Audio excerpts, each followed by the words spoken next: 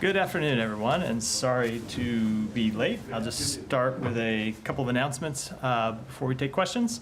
The United States has long known that Moscow utilizes a vast collection of tools, including malign influence campaigns and cyber activities, to undermine the interests of the United States, our democratic institutions, and those of our allies. We've seen them do that over many years, both here and abroad. And today, in concert with the Department of Justice and the Department of Treasury, we are revealing the latest actions by the Kremlin to attempt to undermine our democratic institutions. According to information made public today by the Department of Justice, we now know that RT, formerly known as Russia Today, has moved beyond being simply a media organization. We know that RT has contracted with a private company to pay unwitting Americans millions of dollars to carry the Kremlin's message to influence the U.S. elections and undermine democracy. RT's leadership has created and directed this enterprise. Because of this development, the Department of State is taking 3 concrete actions today to protect the integrity of our democratic institutions. First, we are announcing a new policy to restrict visa issuance to certain individuals who, acting on behalf of Kremlin-supported media organizations, use those organizations as cover for covert activities and are responsible for or complicit in these malign efforts. Consistent with U.S. law, visa information is confidential, and the department is not at liberty to name these specific individuals. Second, the department has designated the operational presence of Rossiya Segodnya and its subsidiaries RIA Novosti, TV Novosti, Ruptly, and Sputnik as foreign missions, as they are effectively controlled by the government of the Russian Federation. As Foreign Missions Act designated entities, they will be required to notify the department of all personnel working in the United States and disclose all real property they hold.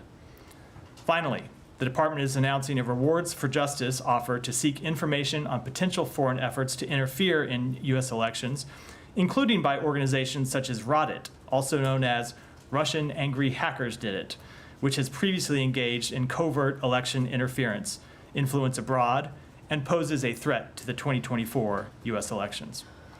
These actions are in addition to law enforcement actions announced today by the Department of Justice and new sanctions imposed by the Department of Treasury.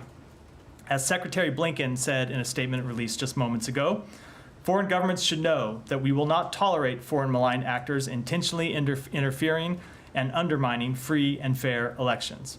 The United States will continue to both expose these state-sponsored actors who attempt to undermine our democratic institutions and hold them accountable for those actions. Turning to travel. Secretary of State Blinken will travel to Haiti and the Dominican Republic tomorrow and Friday. In Haiti, the Secretary will meet with Transitional Presidential Council Coordinator Edgar LeBlanc Fields and Prime Minister Gary Conille to discuss forthcoming steps in Haiti's democratic transition and U.S. support to the Haitian people through humanitarian assistance and Haitian-led stabilization efforts.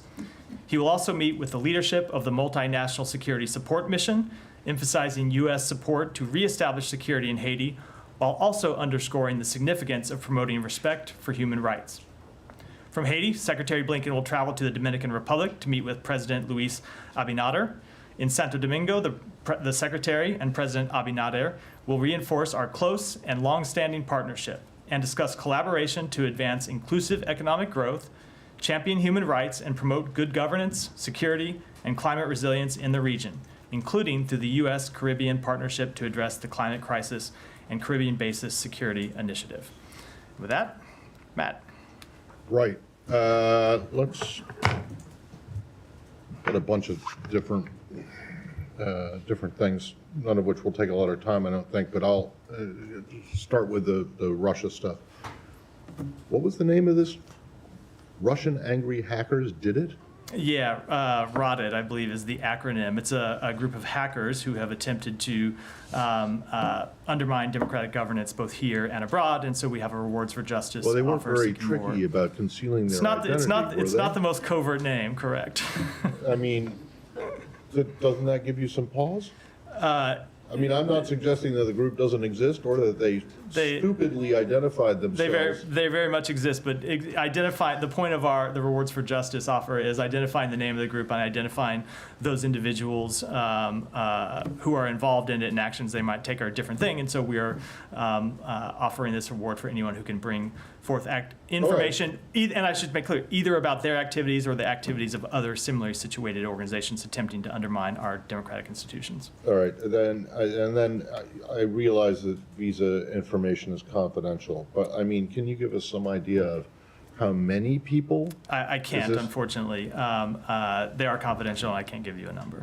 No, yeah, well, what's not confidential in the visa is the number of Number, people. and who are- I don't have a number to announce today. Well, is it dozens? Is it a handful? Is it one? Is it more than one? I just don't have a number to announce. But I do want to note with respect to the visa action that we have taken today, that it is one step the State Department has taken, but all of this should be looked at as one of a number of steps the United States government has taken. So the visa actions are taken in concert with the sanctions imposed by the Department of Treasury and, of course, the law Right. enforcement announcement the Attorney General made just a half hour or so ago. But in terms of the visa restrictions that you've announced, you do realize it's really impossible for us to know what the scope and scale of this is if you can't give us even a general idea of. I do, and unfortunately, I'm just not able to. But they are carefully targeted to those individuals, as I said in my opening statement, who we believe are involved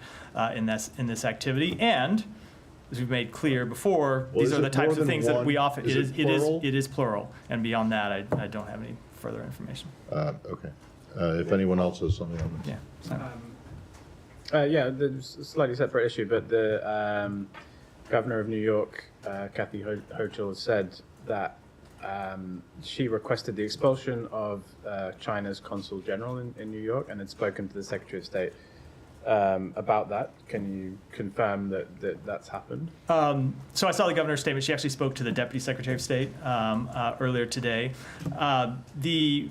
So first of all, the Consul General was not expelled. Our understanding is that the Consul General reached the end of a regular scheduled rotation in August, and so rotated out of the position, but was not expelled. But of course, when it comes to the status of particular employees of a foreign mission, I would refer you to the foreign country, but there was to speak to it, but there was no expulsion action. Okay, and I'm presuming this is related to someone in her office who was working for the Chinese government. There's been law enforcement action on that, but is that, you say the consul wasn't expelled, but is there a sort of grounds for expulsion, or is that something that the department has considered? So I'm not going to speak to anything that we might have considered, or especially when it comes to an action that wasn't taken. In this case, this particular individual was not expelled, just reached the end of a regular scheduled rotation. That said, foreign interference, including attempts to influence through covert activities that should be registered under the Foreign Agents Registration Act and are not registered are things that we take very seriously, as you saw by the action the Department of Justice took yesterday. Do you know when that happened, when he left? It was the end of August, in my understanding. Okay, and is there a new consul general who you guys? I would defer to the foreign mission to speak to their employees. I assume that there's a new consul general rotating in. That's a general course of action, but whether one has arrived already, I just don't know. So which deputy secretary did she speak to? To Kirk Campbell. Because you know there's more than one. I'm aware of that. Jenny. Thank you, Matt. The U.S. and South Korea extended the deterrence strategy consultative group meeting was held at the State Department today.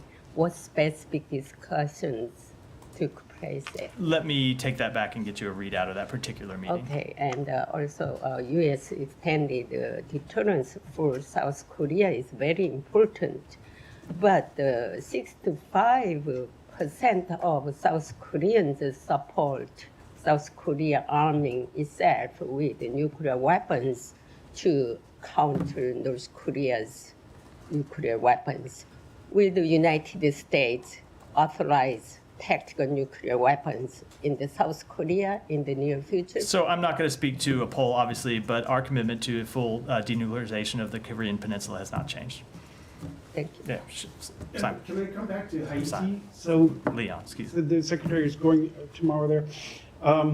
This, in support for this multinational force, which is slow in being deployed, this will take 400 Kenyan police so far out of potentially 2,500 policemen from various countries. There's also issues on the financing the force and the equipment and what have you. There's talk about changing the mandate of this force into a UN peacekeeping force, which is something that the US and many other countries were always opposed to because of the UN side of it. Has that changed? Is the US willing to change the mandate of this force? Let me take a couple of the premises of the question before I get to the question itself. So first of all, when it comes to the deployment of troops and the funding of the mission, we have always anticipated that the deployment of troops would roll out step by step, that there would be initial deployment of Kenyan forces that would be followed by supplementary forces over time. That is still on track. And then forces from other governments as well, which are still on track to deploy at a later date. That is not changed, and those are all still deploying in the schedule that we expect them to follow. When it comes to funding, so I'll speak just on behalf of the United States funding. So we committed $309 million to support the multinational security support mission. $200 million of that was in-kind support from the Department of Defense. That support has already been delivered, and then of the remaining $109 million, which is State Department funding for things like radios, night vision goggles, police gear, a very large tranche of that, tens of millions of dollars, has already been deployed, has arrived in Haiti, and more will continue to deploy over the course of the coming weeks and months. So we are well on track with both the funding and the deployment of personnel. When it comes to the mandate and the oversight structure, so we have always been willing to consider whatever options were appropriate to ensure that this mission had the appropriate oversight structure to ensure that it could fulfill and maintain security for the Haitian people. That hasn't changed. We'll always look at all the available options, but I don't have any announcements to make today. Oh, I was going to switch regions. Yeah, go ahead, Haiti. Yeah. Can you talk a little bit more about the timing of this trip? Is there a specific policy announcement or deliverable we should be looking for, or is it just that the security situation has gotten to a point where it's finally feasible? And second, Brian said this morning that significant progress has been made, and you want to acknowledge that. But can you talk a little bit about what progress hasn't been made and what steps you need to see in Haiti before you think they can hold a successful election? So I would say that is one of the things we're going there to assess. One of the things the Secretary is going to do, which is to talk directly to political leaders in Haiti about the progress they have made towards a democratic transition and what other steps need to get to an election, and what we, the United States, and what other partners in the region can do to support Haiti and Haitians on this path. That he's there to ask questions and find out those kind of answers. When it comes to the timing of the mission, look, I would say you've already seen other officials from the State Department travel to Haiti. Ambassador Thomas Greenfield traveled there. Is either early in August or late in July. And so with the timing of this trip, the Secretary just thought it was important to go check in both, as I said, on democratic progress and governance, and also on the multinational security support mission, and see how it's actually working and what more we can do, both on the funding side and on the oversight side. Thanks. Go ahead. Can I switch to Yeah, this? you can switch. Netanyahu again doubled down today, saying they would not leave the Philadelphia corridor. How do you expect to bridge the gap on this, given his continued insistence that Israeli forces? So what I'm not going to do is negotiate in public on this question. I will just reiterate what we have said before, which is the government of Israel, from the Prime Minister on down, have accepted the proposal put forward by the President and the bridging proposal, which included the withdrawal of Israeli forces from densely populated areas throughout the Gaza Strip. And what we are working on every hour of the day is trying to figure out how we can bridge these remaining divides and find a way to get a ceasefire agreement over the line. But as you heard me say yesterday, that is going to require flexibility from the government of Israel, just as it's going to require Hamas to finally find a way to get to yes. And so we're going to continue to engage with the government of Israel on this question. We recognize the very real security needs that Israel has to ensuring that there can't be smuggling across the Philadelphia corridor. We think that there are ways to address that, and it's also important that we recognize the very real security imperatives to Israel in reaching a ceasefire that allows us to hopefully reach a diplomatic resolution to the situation on the Israeli-Lebanon border, and hopefully helps us calm broader regional tensions, all of which are a threat to Israel's security. And so I bring all that up just because oftentimes this discussion gets focused on this one particular threat to Israel's security, which is the potential for smuggling across the Philadelphia corridor, which we think is important to address. But it shouldn't be discussed in absence of all the other improvements to Israel's security that we believe a ceasefire agreement would bring about. What makes you think they'll show any flexibility, though, given that Netanyahu again and again and again insists that there will be a presence in the Philadelphia corridor? Well, that is the point of negotiations, and that is why we are engaged in these negotiations with Israel and with our fellow mediating countries, Egypt and Qatar.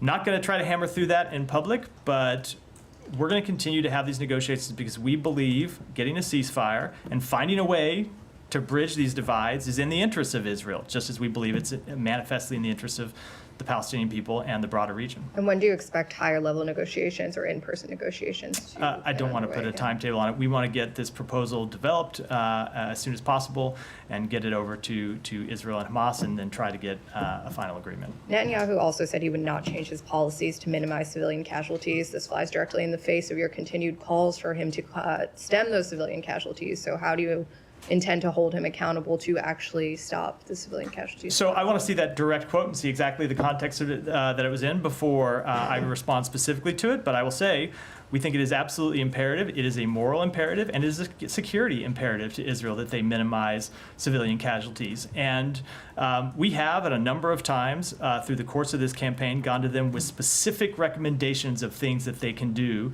to minimize civilian casualties. And we have seen them implement some of those recommendations to bring down civilian casualties. So there have been times in the past where they have implemented specific recommendations that we have made. That said, the number of civilian casualties in Gaza remains far too high despite these improved measures, which is why we continue to push for a ceasefire.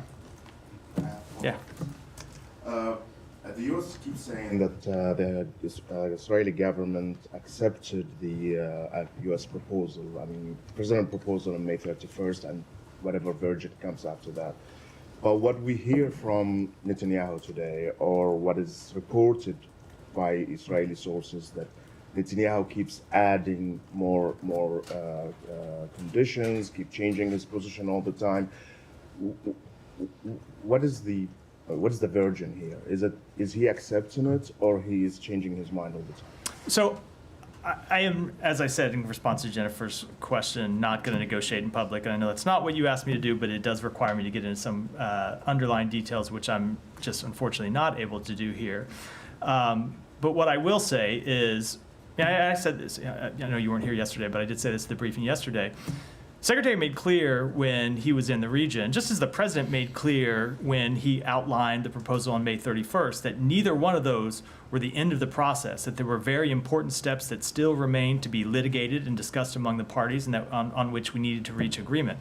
The Secretary made that clear, that when the Prime Minister accepted the bridging proposal, there were still a number of implementing agreements that we were going to need to reach to outline how that bridging proposal would actually be implemented in practice, and those discussions are ongoing. So all I can tell you is what the United States is going to continue to impress upon the parties, and that is that a ceasefire is in all of their interests, that a ceasefire is, of course, in the interest of the Palestinian people, but it is very much in the interest of the Israeli people too.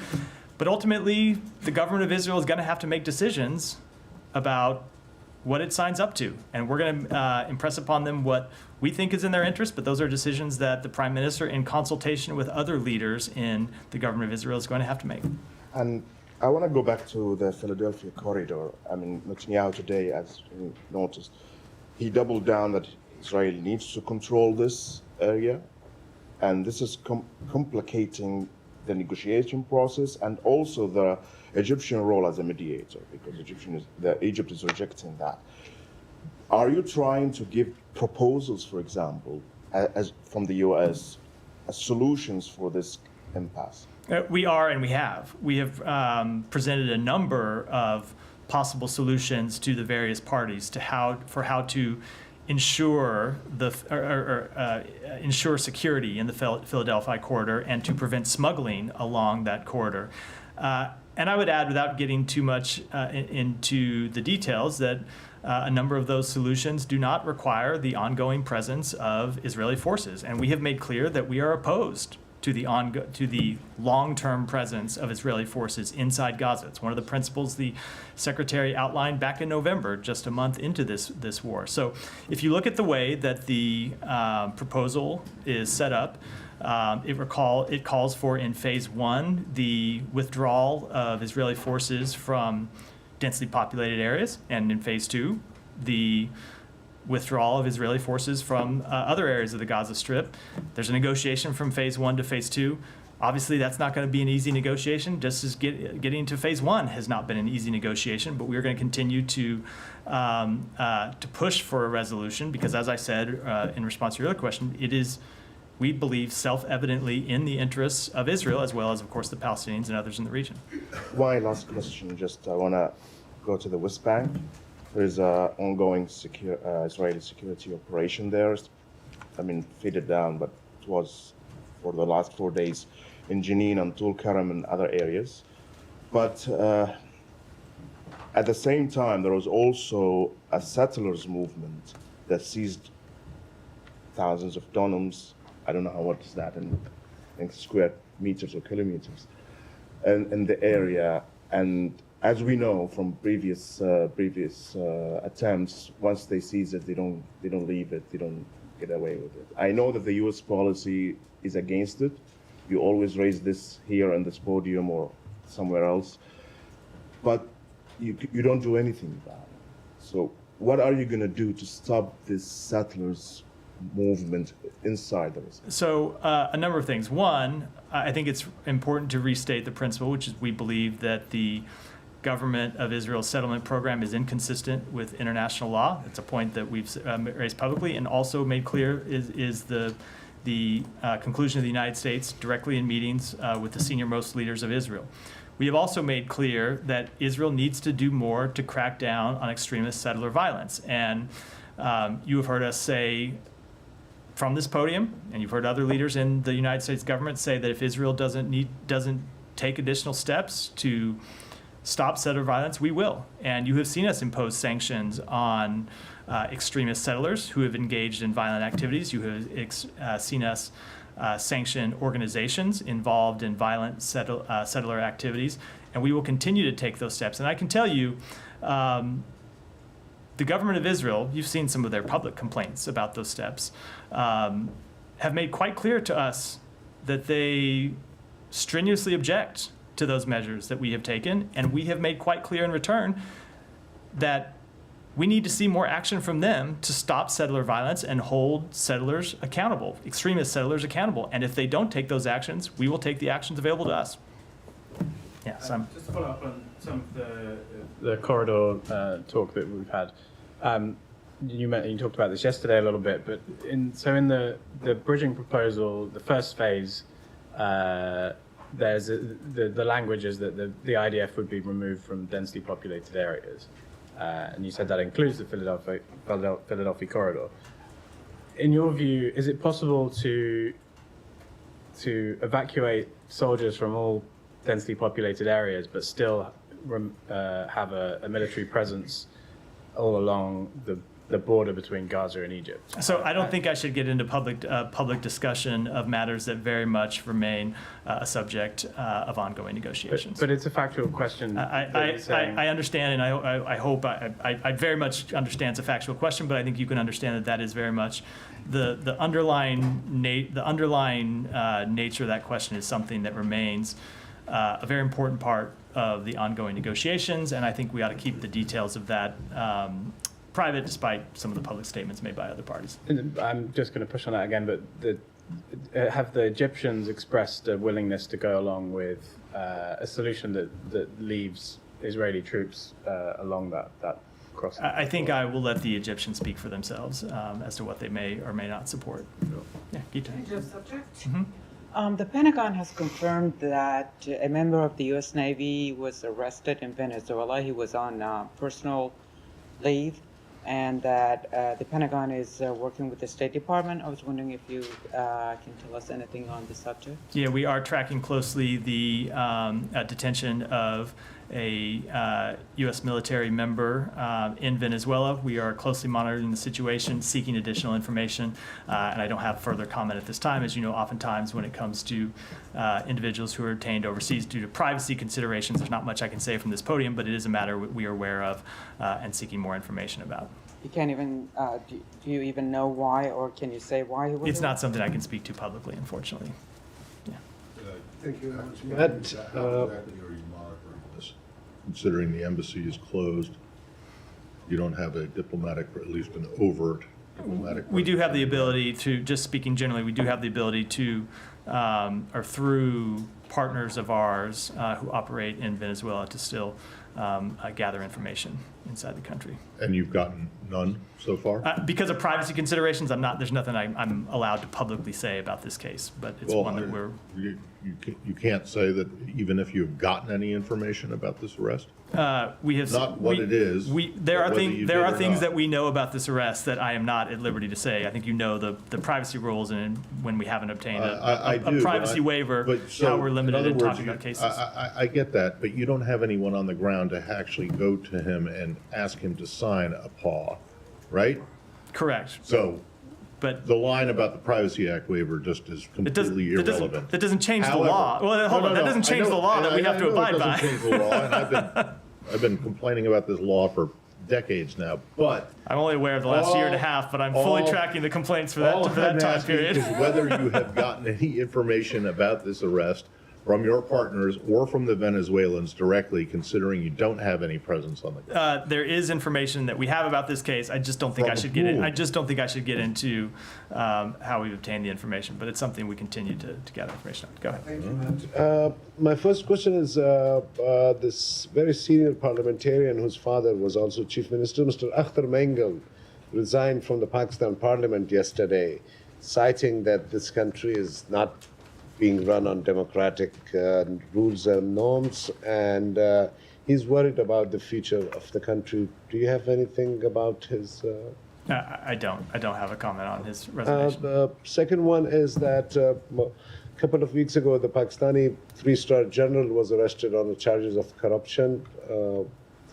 And Pakistani people and journalists always complain that the U.S. has, many of Pakistani former generals has properties here and assets here.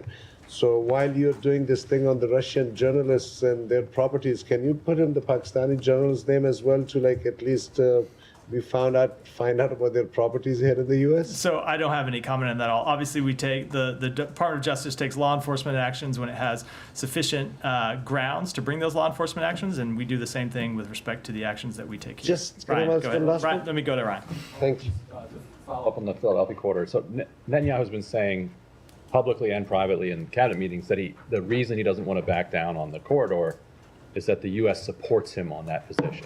So can you speak to whether or not what he's saying is correct? Like, does he have U.S. support to not back down on the Philadelphia corridor? Well, I will make clear what we have said publicly for a long time, which is we oppose a long-term military presence by the IDF inside Gaza. It's been one of our core principles since the beginning of this conflict. Has not changed. You talked about a settlement being in everybody's interests.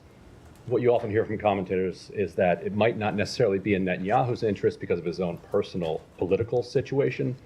Do you have any assessment from the State Department about whether the prosecutions that he may face or other political repercussions, how that is playing into his intransigence on this question? You know, I don't think I should speak to the personal considerations or the personal motivations of the Prime Minister any more than I would speak to the personal considerations or motivations of any foreign leader. I will say it is our conclusion that it is in the national security interests of the State of Israel to reach a ceasefire agreement, and that's why we'll continue to push for it.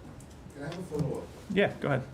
I don't know if you saw Thomas Friedman's latest article about that Benjamin Netanyahu is playing Did. a U.S. game and he's pushing that to help Trump. Do you have any comment on that? Look, so I obviously read everything that Tom Friedman writes. I shouldn't say obviously, but I do read everything Tom Friedman writes. I respect his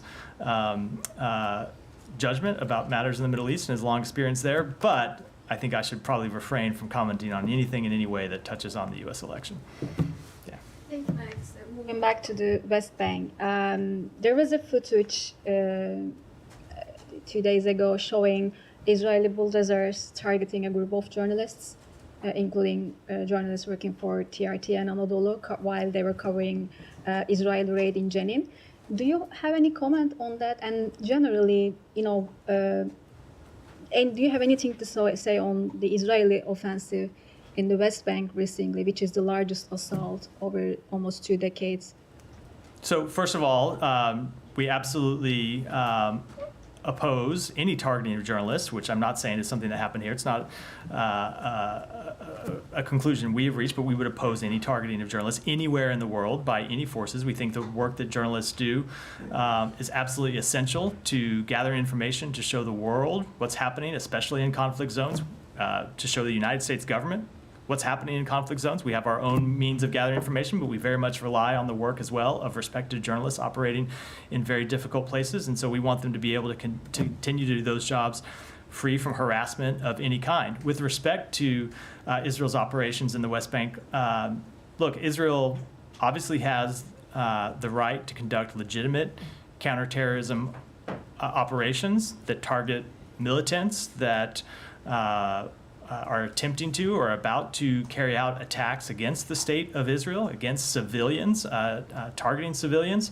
But they need to do that in a way that respects human rights, that respects the rule of law, and is appropriately calibrated. And I would also say, even separate, that's a matter that's a question of principle. When it comes to a strategic matter, it very much is in Israel's interest not to see further instability in the West Bank and to not take actions that would increase instability in the West Bank. You look at the situation that Israel faces, where they're facing an ongoing war in Gaza, where they're facing firing across the border with Lebanon, exchange of fire with Hezbollah that has risked spiraling into a full-blown conflict at various times. Adding further instability in the West Bank is not in any way in Israel's security interests. Thank you. I have just one follow-up. So you said Israel has the right to conduct counter-terrorism operations, but some human rights groups accuse Israel actually of collective punishment in the West Bank. And according to the UN today, thousands of people in the Nur Shams refugee camp have experienced water cutoffs, and they attribute it to damage caused to the water networks. And we have seen many homes and roads have been destroyed by Israeli forces. So there were footage showing that. So do you believe that Israel is engaging collective punishment? Look, we believe that they need to. I'm sorry, I didn't mean to cut you off. We believe that they need to conduct their counterterrorism operations in a way that are targeted against individuals engaged in terrorism, against individuals who pose a threat to civilians, not in any way against the broader Palestinian population. And we have made that clear to them over any number of engagements, and we make that clear to them in an ongoing basis. And as I said, when it comes to stability in the West Bank, operations that inflame local tensions, that cause an increase in instability, can have a very deleterious effect on Israel's own security. So it's not just that they have a moral imperative to conduct counterterrorism operations in a way that complies with the law. They also have a very serious security imperative to do so. Yeah. Thank you, Matt. You spoke about the Russian attempt to interfere the U.S. election. Do you see the same intent, the same attempts by Iran to interfere the U.S. election? As today, New York Times suggested that Iran is emerging as a top disinformation threat in the U.S. election. We have seen attempts by Iran to interfere in the U.S. election. The intelligence community released a statement several weeks ago about attempts by Iran to hack into one of the presidential candidates' campaigns. So yes, we do. So are you going to take the same measures as you took? We take it very seriously. I'm not going to preview any measures that we will take, but as I said in my opening statement, there are two things that we look to do in these situations. One is to expose people who attempt to interfere in our elections, and two, to hold them accountable, and that's what we'll continue to do. Oh, thank you, Matt. In light of Hamas recently murdering Israel, those hostages, and the pressure being put on Israel to give up control of the Philadelphia corridor, I wanted to ask you, why is Israel being expected to make concessions if that will only encourage Hamas to perpetuate further atrocities by rewarding them for bad behavior? And I have a follow-up. So I obviously would very much reject the premise of that question. We are making clear to Israel that we think a deal is in their security interests, as you've heard me say in response to previous questions. We absolutely support bringing members of Hamas to justice. You saw the Justice Department, our own Justice Department, unseal indictments for the leaders of Hamas yesterday. We made very clear that we want to see leaders of Hamas brought to justice. But we also believe that it is in Israel's security interest to reach a ceasefire that brings the hostages home, that brings them home safely and securely, and that furthers Israel's long-term security interests. And one of the things you heard the Secretary say recently is that every day that goes by without a ceasefire risks other events happening. One of those events, of course, is further escalation in the region, but one of the very real tragic events is the death, the murder of hostages, and we don't want to see that happen. And additionally, what pressure has the U.S. applied to Qatar to get Hamas to release hostages? So we have been in constant dialogue with Qatar since the hours after the October 7th attack about their communications with Hamas and their relationship with Hamas. And what we have seen over and again is Qatar using its relationship with Hamas to try to get to a ceasefire that would bring the hostages home, that would advance the broader security interests of the region. And we very much appreciate the work that Qatar has done in this respect, in the same way we appreciate the work that Egypt has done in this respect to try to get a ceasefire that would bring the hostages home. You referenced the indictment against Hamas. Clearly, the State Department, the White House must have been aware that the DOJ was going to unseal this indictment.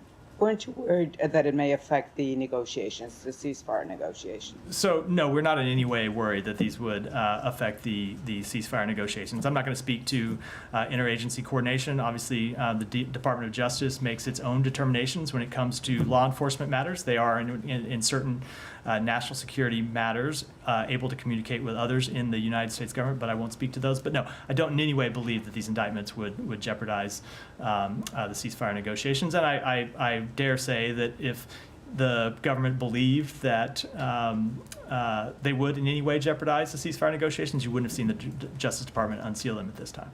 I mean, Sinwar is the main remaining person, and he's also in the indictment, and he's also the other side of the negotiation table. Look, it's very important for us to be able to do two things. One, make clear that we will hold Hamas responsible for their crimes, for their terrorism, for their murders of American citizens. And two, try and get a deal that would bring the remaining hostages home. And we have to be willing to do both. And I recognize the tension at times in trying to do both, but we believe it's very much in our interest to try and do that, and we don't believe in any way the unsealing of this indictment is something that's going to enter into the calculations that Hamas may be making about whether to accept a ceasefire or not. It's just not something that we find to be likely. Matt, can you just clarify something technically on the timing of it, though, because obviously this came after the news about the hostages on the weekend, but also the DOJ had said on background that that it was no longer necessary to seal the indictment, and that 3 of the Hamas leaders are deceased, and given, quote, various things that have happened in the region, can you just clarify why now? Why this happened now? You've had over 40 Americans who were killed on October 7th. So a number of years ago, when I was the spokesperson for the Department of Justice, I might have been able to clarify that, but I no longer am, so I would refer you to the Department of Justice to talk about the timing of the indictment. Yeah. Thank you. I have one topic, but we'll go back to your opening statement. Please bear with me. The line of Yeah, questioning Alex, you we've had- done this before. Sometimes you ask a few questions and you don't get to your own topic. So just clarify you do it yourself. you do it at your own risk that you might not get your topic called on. So Just go to clarify ahead. a few stuff, clear up your line of question with Matt. Yeah. We understand you can't talk about number, but you did mention that they should disclose their property. Are we talking about the U.S. persons, Russian individuals, or both? It was with respect to the parent company of RT, and the other entities we named are now required to register as foreign missions acts. They have to as foreign mission designees, and so the requirements under that law are that they have to disclose all of their employees and all of their real property, which when you look at one of our main objectives, which is be able to identify activities that foreign missions are engaged in, it's obviously very helpful to us to know all of the various individuals working in their employment as well as the property that they own. So to unpack it a little bit, RT, Sputnik, and others, if I understood you correctly, you're not banning them from operating in the U.S. So how many of them are holding FPC, State Department's Foreign Press Center's credentials? Are holding what? I'm sorry, I didn't Foreign understand. Press Center's credentials. I would refer you to the foreign press. I have no idea. And the scope of the operation, is it a purely U.S.-focused operation, or they also are targeting the allies? And if so, why are you acting alone? Oh, so we have seen a number of actions by the Russian government to target our allies' democratic institutions and to undermine the exercises of democracy in our allies. The specific action that we are announcing today is with respect to actions inside the United States. But of course, we have long seen Russia attempt to interfere in other countries' elections as well. Like, I have All right, two more. one more, Alex, and I got to go because I got to wrap. Ukraine, it's very important about government shakeup in Ukraine, its potential implications, if any. So what is your reaction on what's going on? So I don't have any assessment about what it means for the policy of the government of Ukraine. I would, of course, refer to the government of Ukraine to speak to that. It wouldn't be appropriate for me to do in any event. I will say that the Secretary spoke to Foreign Minister Kuleba just about an hour and a half ago to express how much he's enjoyed working with him over these last several years. Foreign Minister Kuleba has been an extraordinary partner of the United States in our work to support Ukraine in repelling Russia's aggression and fighting back against Russia's aggression, as well as the work that we have done to marshal diplomatic support. In some ways, Foreign Minister Kuleba has been our foremost partner in going around the world trying to get diplomatic support, both for supporting Ukraine and for holding Russia accountable. I think you've heard both the Secretary and the Foreign Minister talk about how sometimes they get in these meetings and the first thing they talk about is, one of them will say, so I know that this country has an air defense system that they might be able to make available if this other country can backfill them with something else. And they're really horse trading, trying to figure out how to solve very specific problems that Ukraine has. And so the Secretary expressed his great appreciation and friendship to Foreign Minister Kuleba, and of course that he looks forward to working with his successor. And finally, before I yield, on Azerbaijan, they had a parliamentary election on September 1st, widely criticized by international observers. Opposition boycotted that. Do you have any position? So we share the observation and concerns of the OSCE Office for Democratic Institutions and Human Rights monitoring mission regarding the Azerbaijani September 1st parliamentary election. And we urge Azerbaijan to implement the OSCE's previous recommendations, as well as ones that we understand to be forthcoming, and enable the exercise of fundamental freedoms by its people consistent with its constitution and international commitments. Yeah. Thank you. Russian Foreign Minister Lavrov said today that the United States needs to think about possible consequences when thinking about supplying Ukraine with long-range missiles, including JASM. There are reports that the United States is planning to supply Ukraine with long-range weapons soon. Do you have any comments? Yeah, our support for Ukraine has been because of the illegal war that Russia has launched against Ukraine. And so if Russia wants to see an end to actions targeting Russian soldiers, the best way it can do that is to end its war and withdraw from Ukraine. It's as simple as that. And second question, just clarification about visa restrictions, what you said. Does it mean that Russian journalists will be expelled from the US, or does it mean that they will not be able to get a new visa? The actions that we announced today were not with respect to Russian journalists. They were with respect to employees of these organizations who were engaged in the illegal activities that were identified by the Justice Department. Yeah, I just wanted to follow up on that as well and ask about kind of in terms of calibrating the response over Russian state media. Was there discussion of a full ban of groups like RT or Россия сегодня? So I'm never going to talk about internal discussions inside the United States government, but and whenever we are identifying a particular problem or a particular violation by any country or any entity, we look to tailor the policy response appropriately. And that's why you've seen today actions from 3 departments inside the United States government to respond to this particular action by Russia. And just to ask also, is there expectations of kind of retaliation from the Russian side? Was that taken into account? I don't, as always, do not know what Russia will do. One more and then we'll end. Thank you. On Iraq, the Iraqi parliament is working on to amend the personal status law. So since the bill initiated, it has sparked concerns and outrage among the Iraqi public. So how does the State Department see the efforts if the bill is passed? Let me take that back and get you a comment on it. Well, we're out for today. Thanks, everyone. Thank you.